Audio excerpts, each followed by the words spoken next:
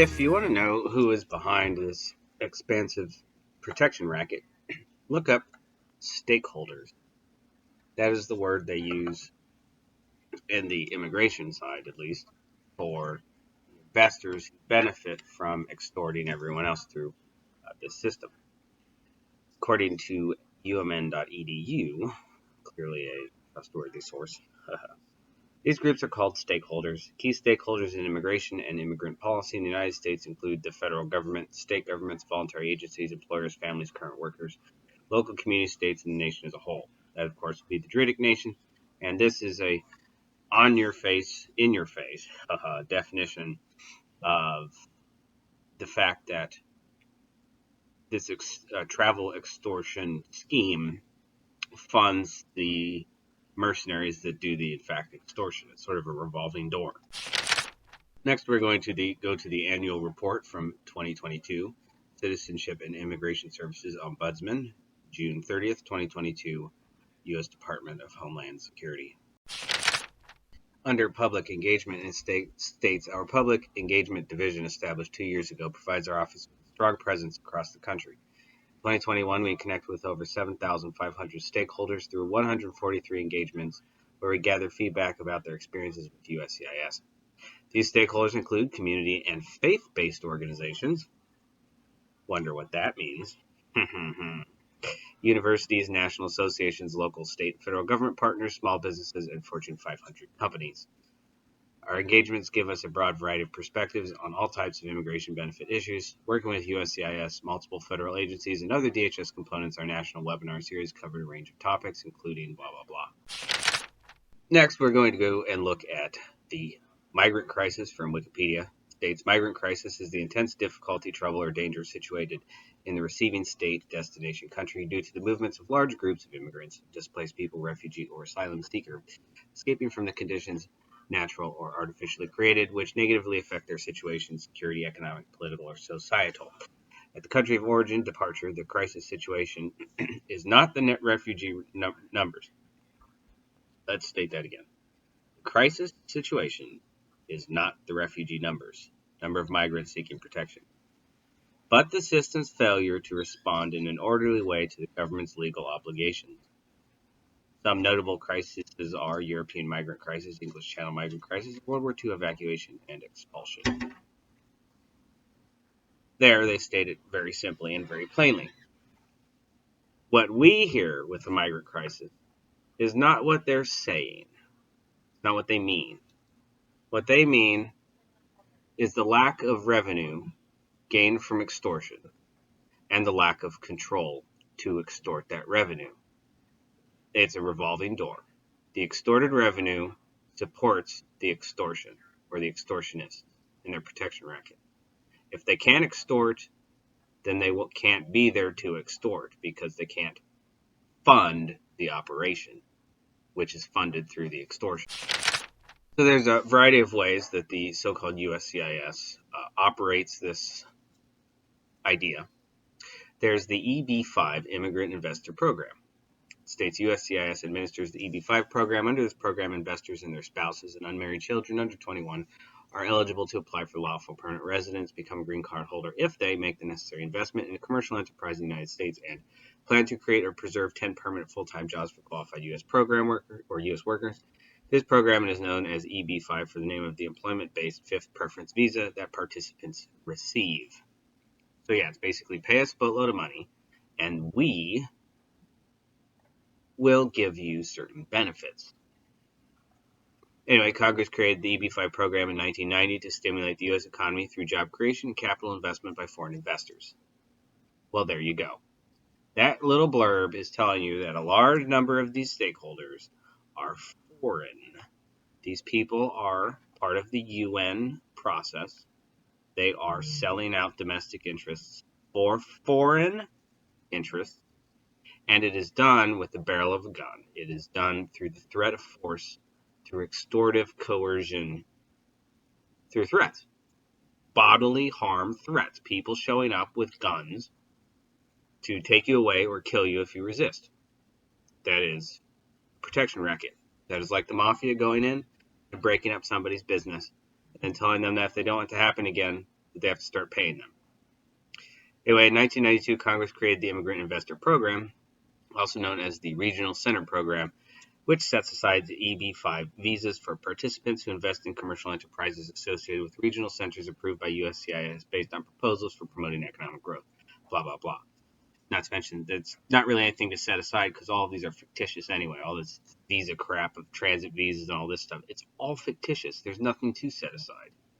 It's just nonsense. Well, it's got a very insidious and sinister motive behind it anyway. Then we look at the I-526 immigrant petition by standalone investor. And we're going to go ahead and look at the filing fee. The filing fee for this is $3,675. So who are these mercenaries that are funded through the extortion and do the extortion? Well, the first and most obvious of all of them is, of course, SWAT. Those tactical military units that are used to harass, threaten, kill, murder, maim, destroy, and loot U.S. citizens against the Constitution, who operate as essentially thugs and attack people who are generally peaceable, right, in some way or another. These people are not peaceable. They are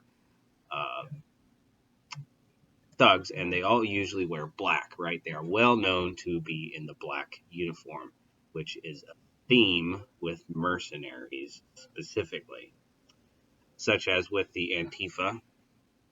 They all wore black as well. Despite the red and white color coordination, they were mainly all black, which did have to, of course, do with Black Lives Matter, which, of course, leads to our next group, the Black Militias, part of the BLM, Black Lives Matter militia, going around in black and carrying guns just like the SWAT does.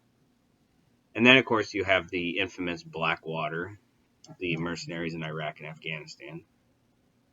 Many well know about them. And, of course, naturally, the U.S. Customs Border Protection themselves wear black in their uniforms. And so do the Mexican police and many other police outfits as well in the United States. They wear black. Black is their color. That is their uniform as mercenaries. Of course, this is very similar to the SS Gestapo uniforms that everybody knows pretty well. They have black, white, and red, all of the colors of Antifa and also the Vatican. Then you also, before that, you had the Death's Head Cavalier Cuirassiers, cavalry people, right, from Prussia. And they wore black as well and were well known as mercenary forces. And then you had the Schwarzreiter in the Wars of Religion. They were indeed, as well, mercenaries going around Europe, antagonizing, destroying, looting, burning, killing, and murdering, and most of them obviously operate through tactics of cowards. Now, this bears a similar theme to the priesthood or the clergy, especially with Jesuits, where they all wear the black robes with the white neck collar. Then, naturally, you have the judges. They all wear black robes. This is all well known. They look like a certain similarity to the Jesuits. They have a certain similarity to the Jesuits. However, the immigration functionaries, anyway, in Mexico, they wear white shirts. They're not usually armed. They don't have body armor. They have other thugs to do that for them wearing black. And these people are highly corrupt and very extortionist and abusive. And they, even though you can't really find much of it online, Cancun and other parts of Mexico, specifically Cancun, though, are well known for trapping and essentially detaining tourists inside the airport until they pay the extortion fee to this immigration service, and they set their prices at some ridiculous amounts. So we'll look further. We'll go to the Immigration Court Practice Manual. Here it states that filing fees. It states that fees for the filing of motions and applications for relief with the Immigration Court, when required, are paid to the Department of Homeland Security. So that's your first level of extortionist thugs, Department of Homeland Security, which allegedly this court is separate from. Under amount of payment, it states when a filing fee is required, the fee for motions to reopen or reconsider is $145. Fee is paid to the Department of Homeland Security in advance. So if you imagine how many of these things go, and they have fees for every filing. You imagine how many people are filing this stuff in good faith, and it's all going to a extortionist system, and it's all going to pay the mercenaries going around and thuggishly abusing people with arms, and they're cowards. They're all cowards. Anytime somebody who resists them legitimately, they will run away and flee. They're never to be found when there's actually a fight, because they're only there for the money, which is usually the issue with mercenaries anyway. Next, we're going to look at the Board of Immigration Appeals Practice Manual. Here, under amount of payment, it says the filing fee in all cases in which a fee is required, except for a practitioner's appeal from a decision in disciplinary proceedings, is $110 and must be paid in the precise amount.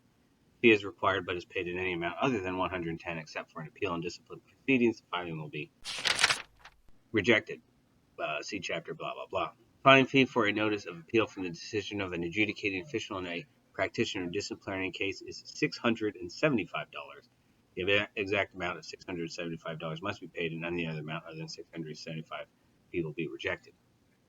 And of course, naturally, they have a whole boatload of filings that all require payment as well. Now we're going to go and look at the I-29F, Petition for Alien Fiancé. Now, mind you, this is a document that is submitted by U.S. citizens. Extorting foreigners is one thing, but these people will extort everybody. Doesn't matter who you are. They pretend like they only operate on U.S. nationals and abuse, or foreign nationals and abuse, quote, illegal aliens and all this other stuff. Nope, they abuse U.S. citizens equally. In fact, in some cases, even more. The filing fee for this is $535. But it says, however, there's no filing fee for K3 spouse as designated in blah, blah, blah, who is filing Form I-29F as the spouse of a U.S. citizen. Considering this is a fiancé visa, a U.S. citizen petitioning to marry a fiancé or another person is foreign national, right? You shouldn't have to pay anything like that. They don't have the authority to dictate stuff like that, but they do. Now we have the I-485 application to register permanent resident or just status. That is the what people usually call a green card. Of course, a just status. I ran into that a lot with the Mexican immigration. So this is not something that is only a U.S. problem. This is across the globe and is imposed by the UN mechanism based off of foreign interests. This has absolutely nothing to do with domestic rule. No matter how much they pretend or say or hide behind names and stuff, this all has to do with foreign adversarial investment and interest. Now, the filing fees for this are pretty staggering. Under 14 and filing with Form I-48F application of at least one parent is $750. Under 14 and not filing with Form I-485 application of at least one parent, $1,140. Age 14 through 78 is aggregate total of $1,225. That's with form fee of $1,140 and biometric services fee of $85. Age 79 or older is $1,140. Filing form I-485 based on being admitted to the United States as a refugee is $0, but don't think for a second that they will not have other ways of milking that person of everything that they have. Now, this, of course, is a blatant violation of multiple sections of the Constitution, but the most obvious is the section, no capitation or other direct tax shall be laid. But here's no capitation, comma, or other direct, comma, tax shall be laid. That's interesting. Done like that. Unless in proportion to the census or enumeration herein before directed to be taken. All of those things, obviously, were not enumerated in the Constitution. It only has one enumerated tax and no more. All the other taxes that we have are direct violations of this section, and so are all of those excessive fees and extortive nonsense that fake government thugs impose. Now, the Eighth Amendment is excessive bail shall not be required, nor excessive fines imposed, nor cruel and unusual punishments inflicted, and of course they do all of those. Now, the Commander-in-Chief has an oath of office that he takes, which is very similar to the oaths of allegiance to the U.S. Constitution that every member of the armed forces has to take. However, in the Constitution, it specifically stipulates the Commander-in-Chief's oath. It states, before he enter into the execution of his office, he shall take the following oath or affirmation. I do solemnly swear or affirm that I will faithfully execute the office of the President of the United States and will, to the best of my ability, preserve, protect, and defend the Constitution of the United States. That requires, that is not a privilege, a right, or any of those things. That is a requirement. It's a duty for the Commander-in-Chief, obviously the head of the armed forces, and obviously all the armed forces, considering that's the oath that the head takes, to act against these people, these adversaries, foreign or otherwise, who are violating the Constitution, who are forcefully extorting everyone, whether they be a U.S. citizen or not, and doing it with the threat of death. Because anytime all these little corporate thugs running around with their police uniforms, DHS, FBI, doesn't matter what stupid designator they give themselves, they are all using the threat of force against the populace, instituting and agitating a state of fear and terror. All of them are doing that. The fact that they're going around fully armed and then dictating to us where we can't go armed and where we can't do this, where we have to pay that. All of that stuff, that is, they're corporate thugs and they're enemy combatants, and the U.S. Constitution requires action and intervention from the armed forces, from everyone that swears allegiance to the U.S. Constitution. Every single person.